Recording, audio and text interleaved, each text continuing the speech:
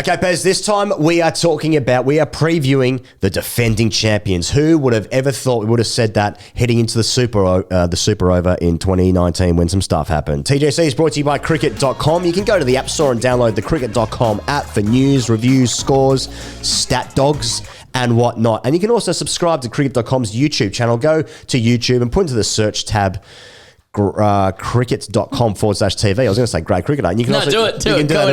Yeah. Cricket.com after. Yeah. Per your obligation. Go Great Cricket. We're our own channel as well. Okay, Pez England's another sponsor satisfied. England's team. Bairstow, Milan, Root, Stokes, Butler to captain, Livingston, Moeen Ali, Sam Curran, Wokes, Adil Rashid, Mark Wood, Harry Brook, David Willey, Reece Topley and Gus Atkinson. Is that a side that's going to defend the Cricket World Cup? It's pretty good. I don't know again what's going to happen in the future. I really struggle with previews. That's obvious. But I like comments like this aged well.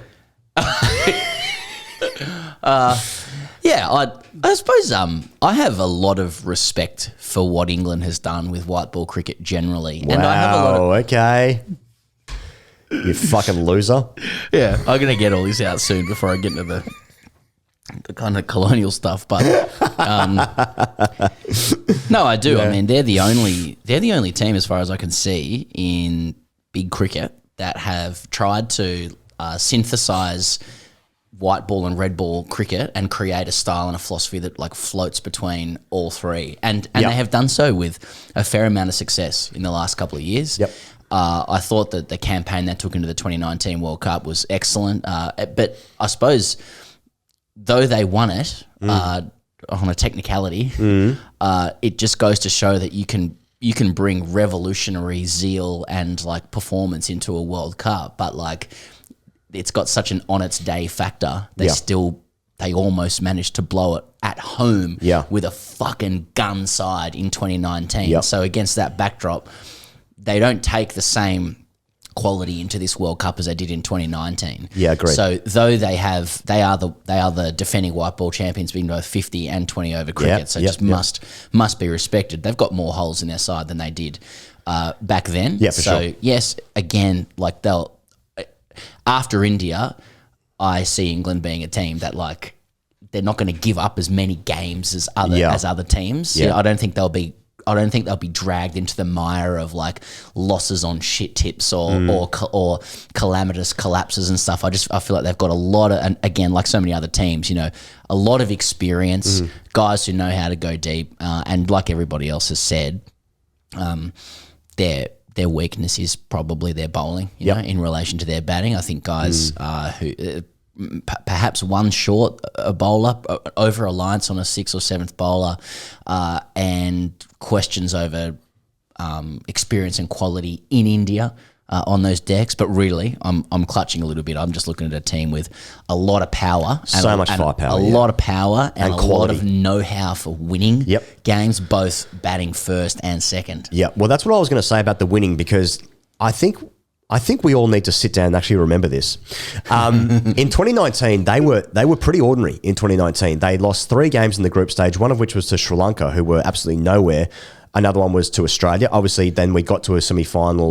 We got to the semi-final phase, and England just absolutely blew Australia away and were sensational in the semi-final. And then, by every right, lost the game to New Zealand several times. Now, the quality of that team, just sometimes when like a good team just needs to win something, and they just found a way in the end through some technicalities, but they ended up winning the game, right?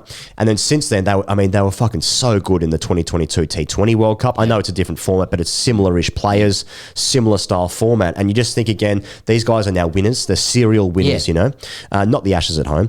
Unnecessary. Wrote a book about it. But you mentioned the squads from last year compared to this year. Last time to this time, and obviously the big changes. Well, Jofra Archer isn't there. That's obviously a huge one. Obviously, Stokes not bowling as well. That does seem huge. So then you've got your bowlers are Livingston and Moeen Ali can bowl some chop outs. Sam Curran's in the side. Well, he played a couple of games in the New Zealand series, but he hasn't played that consistently. Only 26 ODIs for England. Wokes, Rashid, Wood, Willie Topley Atkinson. Now, Mark Wood, how many games is he going to play? How fit is he? Reece Topley's obviously got a suspect injury record as well. Even was it last year he was picked for RCB in the IPL and he hurt himself before the tournament even started. So, there's some questions there, but I just wonder, like, with the quality of their batting and with the guys that can consistently strike towards 200, it's put so much pressure on the opposition, because if they're chasing, fucking 400 most times, the bowling can be a little bit more astray than what it would be, or whatever it was 4 years ago when they had Jofra and Liam Plunkett. Liam Plunkett was such a good bowler in their side, bowling crucial middle overs, changes of pace into the wicket stuff. So I don't know, but you look at the quality of the players they've also left out, that being Jason Roy, who in his last 5 innings, I think had scored 200s in ODIs, but they have brought in Harry Brook, and you just think, okay, that's ruthless, but the side is ultimately probably better with Harry Brook in it. It was only a couple of weeks ago there was a whole question over whether Harry Brook was going to get a game in the side because you didn't know who to drop. Yeah. And eventually they got rid of Jason Roy. Mixed up in that conversation was Dawid Malan, who doesn't really play in the style, espoused by Owen Morgan and onwards. Yep. Milan said something, and I heard this on the Wisden podcast this morning, but he said, they quoted him saying, "You've got to be a freak or be really consistent to be in that side," and that's what Dawid Malan's been. He doesn't play like the other guys, but he just scores runs all the time. Like again, they've been trying to drop him for 4 years. And he just won't let them. You know what I mean?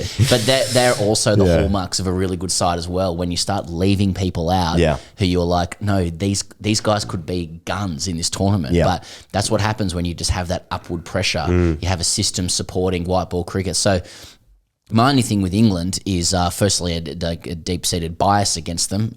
But no, my only thing against England is, performance in India, in like reasonably foreign conditions, and the quality of their bowling. But looking at the batting, it's jaw-dropping with power and ability to score runs. Well, you speak about the batting in India, and 4 years ago, the leading run scorer in that tournament was Joe Root for them. And you think about in the Bazball era, like whilst everything's been going at helter-skelter, it's been Joe Root again, who's still the leading run scorer for England during that time. So he is their best player of spin. He's got a wonderful record in test matches that I'm aware of. I'm not sure what his record is in white ball cricket in India, but he even prepared for this white ball tournament by going to the IPL. He was obviously on the bench, but he was there, and he was obviously training in those decks for Rajasthan, wasn't it?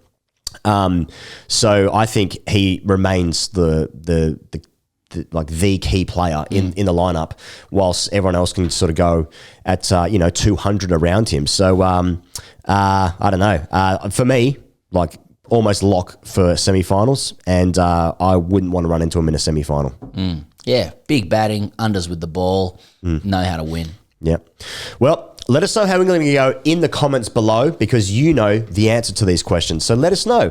England, can they do it again? Can they go back to back? Can England go back to back? I'm kind of scared by that. Back to back. As Ali Martin said, they'd unified the belts. Unify the belts. I think cricket could do with some belts around our necks. Yeah, I was going to say, there's plenty of blokes in cricket with belts around their necks. Believe me.